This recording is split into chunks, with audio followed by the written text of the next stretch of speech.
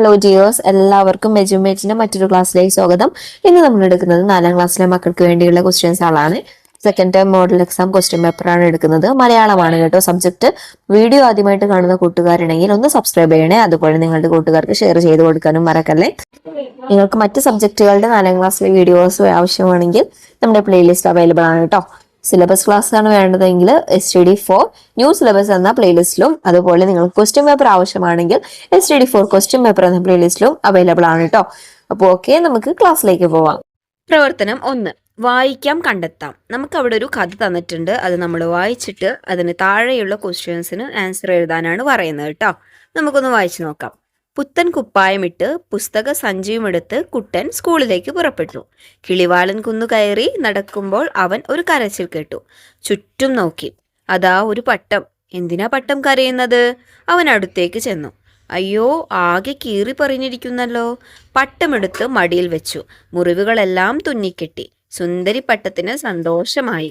കുട്ടൻ അവളെ മാനത്തേക്ക് പറത്തിവിട്ടു. നിറഞ്ഞ മനസ്സോടെ സുന്ദരിപ്പട്ടം നീലാകാശത്ത് നൃത്തമാടി. നമ്മൾ കുട്ടൻ പട്ടത്തെ സഹായിച്ചൊരു കഥയാണ് വായിച്ചതല്ലേ.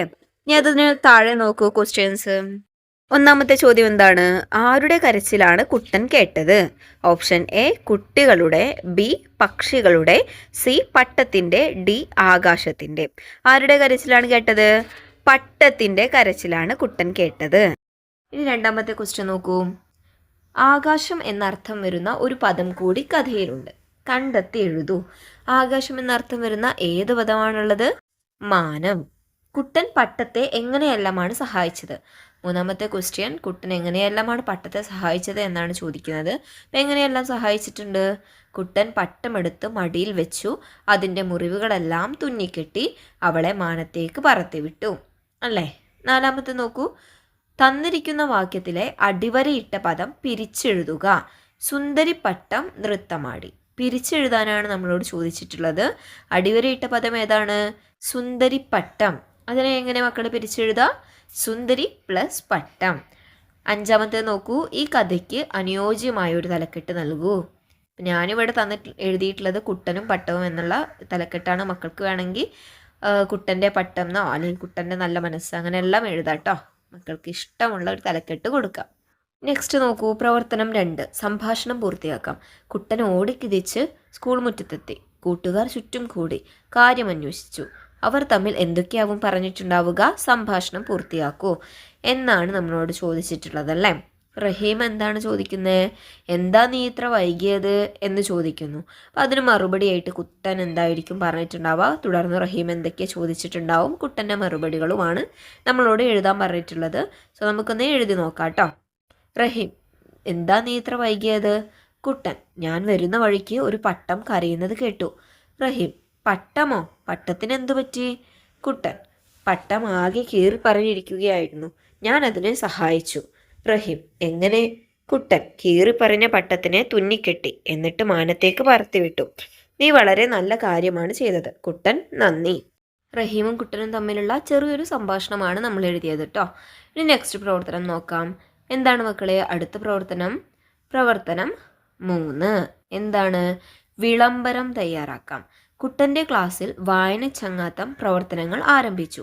ക്ലാസ് ലൈബ്രറിയിലേക്ക് കൂടുതൽ പുസ്തകങ്ങൾ വേണം. നാട്ടുകാരിൽ നിന്ന് പുസ്തകങ്ങൾ ശേഖരിക്കാം. ഈ വിവരം നാട്ടുകാരെ അറിയിക്കണം. പുസ്തകങ്ങൾ ഏറ്റുവാങ്ങുന്ന സ്ഥലവും തീയതിയും സമയവും നിശ്ചയിച്ചു. കുട്ടനും കൂട്ടുകാരും ചേർന്ന് ഒരു വിളംബരം തയ്യാറാക്കി. നിങ്ങളുടെ ക്ലാസ് ലൈബ്രറിയിലും കൂടുതൽ പുസ്തകങ്ങൾ വേണ്ടേ? അതിനായി ഒരു വിളംബരം തയ്യാറാക്കൂ എന്നാണ് നമ്മളോട് ചോദിച്ചിട്ടുള്ളതല്ലേ. എന്താണ്? നമ്മുടെ സ്കൂൾ ലൈബ്രറിയിലേക്ക് പുതിയ പുസ്തകങ്ങൾ വേണം. അതിനു വേണ്ടി നമ്മൾ നാട്ടുകാരിൽ നിന്ന് പുസ്തകങ്ങൾ സ്വീകരിക്കുന്നു. അതിനൊരു വിളംബരം തയ്യാറാക്കാനാണ് പറയുന്നത് കേട്ടോ. നമുക്കൊന്ന് തയ്യാറാക്കി നോക്കാം. നോക്കൂ. GLP സ്കൂളിലെ 4B ക്ലാസ് ലൈബ്രറിയിലേക്ക് പുസ്തകങ്ങൾ ക്ഷണിക്കുന്നു. നാട്ടുകാരിൽ നിന്നും മുൻ വിദ്യാർത്ഥികളിൽ നിന്നും സ്വീകരിക്കുന്നുണ്ട്. സ്ഥലം സ്കൂൾ ലൈബ്രറി ഹാൾ. തീയതി 15/12/2025.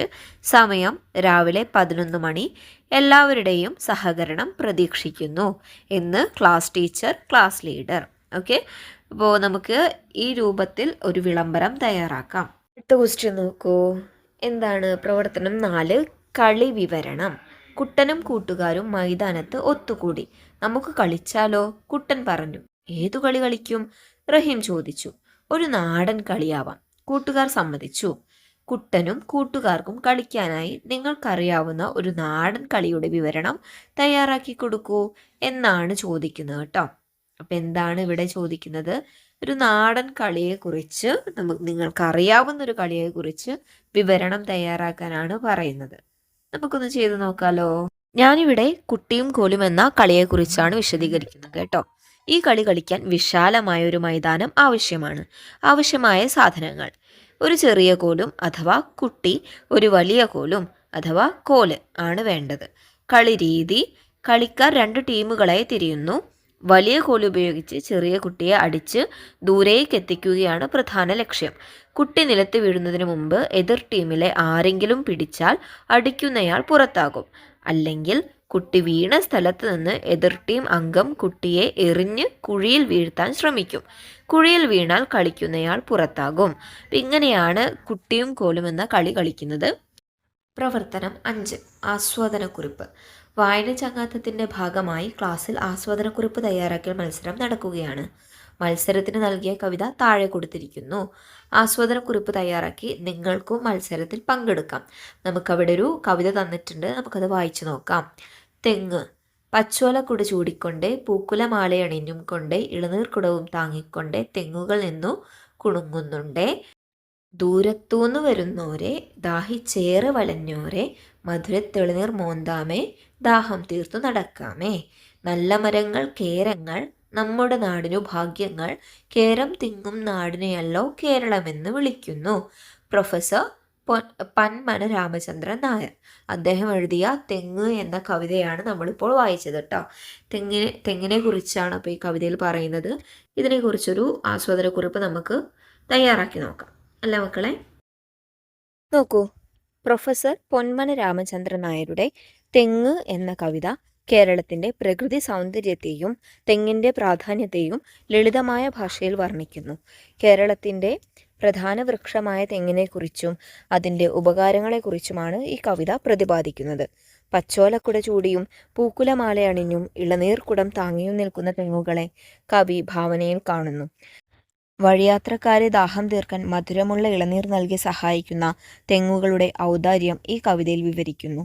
ലളിതവും മനോഹരവുമായ പദങ്ങൾ ഉപയോഗിച്ച് വായനക്കാർക്ക് എളുപ്പത്തിൽ മനസ്സിലാക്കുന്ന രീതിയിലാണ് ഈ കവിത രചിച്ചിരിക്കുന്നത്. നല്ല മരങ്ങളായ തെങ്ങുകൾ നമ്മുടെ നാടിൻ്റെ ഭാഗ്യമാണെന്നും കേരം തെങ്ങുന്ന നാടായതുകൊണ്ടാണ് കേരളം എന്ന പേര് ലഭിച്ചതെന്നും കവി ഓർമ്മിപ്പിക്കുന്നു. ചെറിയൊരു ആസ്വാദനക്കുറിപ്പാണ് നമ്മളിവിടെ വായിച്ചത്. മക്കൾക്ക് വേണമെങ്കിൽ ആസ്വാദനക്കുറിപ്പിൽ എങ്ങനെയൊക്കെ ചേർക്കാം, ഇഷ്ടപ്പെട്ട വരികൾ ചേർക്കാം, അതിന് കാരണം എന്താണെന്ന് ചേർക്കാം കേട്ടോ. എല്ലാ കാര്യങ്ങളും നമുക്കൊരു ആസ്വാദനക്കുറിപ്പിൽ ചേർക്കാവുന്നതാണ്. ഇനി നെക്സ്റ്റ് പ്രവർത്തനം നോക്കൂ. പ്രവർത്തനം 6: വരികൾ കൂട്ടിച്ചേർക്കാം. ക്ലാസ്സിൽ കൃഷിപ്പതിപ്പ് തയ്യാറാക്കാൻ തീരുമാനിച്ചു. റഹീം ഒരു ചിത്രം വരച്ചു. കുട്ടൻ ഒരു കവിത എഴുതാൻ തുടങ്ങി. വരികൾ കൂട്ടിച്ചേർത്ത് കവിത പൂർത്തിയാക്കൂ. തലക്കെട്ടും നൽകണേ. അപ്പം എന്തിനെക്കുറിച്ചാണ്? കൃഷിപ്പതിപ്പിലേക്കാണല്ലേ. അപ്പോൾ കൃഷിയെക്കുറിച്ചുള്ള കവിതയാണ് അവിടെ തന്നിട്ടുള്ളത്. അത് പൂർത്തിയാക്കാനാണ് നമ്മളോട് പറയുന്നത് കേട്ടോ. നമുക്ക് കവിത വായിച്ചു നോക്കാം. നിലമുഴുതു മറിച്ചിടാം വിത്തു നന്നായി വിതച്ചിടാം വിത്തു മുളച്ചു വരുന്നേരം മെച്ചമുള്ളവ നട്ടിടാം. നമുക്ക് എന്താണ് കൃഷിയെക്കുറിച്ചുള്ള ഒരു 4 വരിയാണ് തന്നിട്ടുള്ളത്. ബാക്കി നമുക്ക് എഴുതാം. നോക്കൂ, ഞാൻ എഴുതിയത് കള പറിച്ചു മാറ്റിയിടാം വളവുമെല്ലാം ചേർത്തിടാം ചെടി വലുതായി വരുന്നേരം കതിരണിഞ്ഞു വിളഞ്ഞിടും കൊയ്തുമെതിച്ചു കൂട്ടിയിടാം പത്തായത്തിൽ നിറച്ചിടാം നമ്മുടെ വയറ് നിറഞ്ഞിടും നാടിനു നന്മയേകിടാം. ഓക്കെ, കൃഷിയെക്കുറിച്ച് ഒരു 4 വരിയാണ് എഴുതിയിട്ടുള്ളത്. സോ മക്കളെ, ഇന്നത്തെ ക്ലാസ് ഇത്രയേ ഉള്ളൂ. മക്കൾക്ക് എല്ലാവർക്കും ഇന്ന് ഡിസ്കസ് ചെയ്തിട്ടുള്ള ക്വസ്റ്റ്യൻസ് ആൻസേഴ്സൊക്കെ മനസ്സിലായി എന്ന് വിശ്വസിക്കുകയാണ്. വീഡിയോ ആദ്യമായിട്ട് കാണുന്ന കൂട്ടുകാരുണ്ടെങ്കിൽ ഒന്ന് സബ്സ്ക്രൈബ് ചെയ്യണേ. അതുപോലെ വീഡിയോ യൂസ്ഫുൾ ആയിട്ടുണ്ടെങ്കിൽ നിങ്ങളുടെ കൂട്ടുകാർക്ക് ഒന്ന് ഷെയർ ചെയ്ത് കൊടുക്കാനും മറക്കല്ലേ. വീഡിയോ നിങ്ങൾക്ക് ഇഷ്ടമായിട്ടുണ്ടെങ്കിൽ നിങ്ങളുടെ അഭിപ്രായങ്ങൾ കമന്റ് ചെയ്യാനും മറക്കല്ലേ. അപ്പോൾ ഇത്രയേ ഉള്ളൂ. മറ്റൊരു വീഡിയോയുമായി വീണ്ടും കാണാം. താങ്ക്